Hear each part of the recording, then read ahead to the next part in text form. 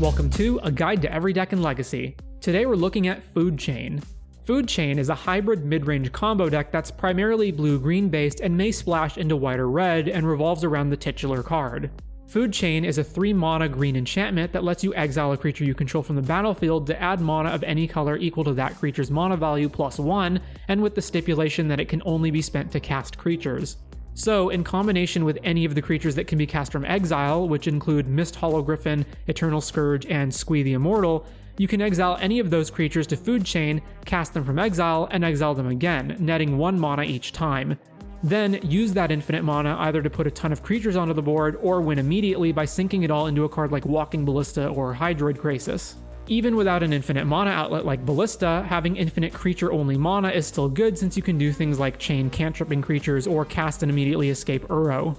Of particular note is Manipulate Fate, a 2-mana cantrip that searches your deck for 3 cards and exiles them, which in this case is pretty much always the cast from exile creatures. Apart from the specific Food Chain combo cards, the rest of the deck usually looks like a typical blue-green mid-range deck that splashes into Bant or Temur, with all-around solid cards like Icefang Kotal, Uro, Swords to Plowshares, Force of Will, Brainstorm, and so on. The red or white splash grants access to the typical good cards in those colors, like Prismatic Ending or Pyroblast. Red in particular means you can play Imperial Recruiter, who can fetch Squee or Ballista. Another way to use Food Chain is to slot it into Goblins, since in that deck, you can tutor for Squee with Goblin Matron or find it via Ringleader or Muxus. Again, even though Goblins doesn't have an infinite mana outlet, Food Chain still lets you spew tons of creatures into play.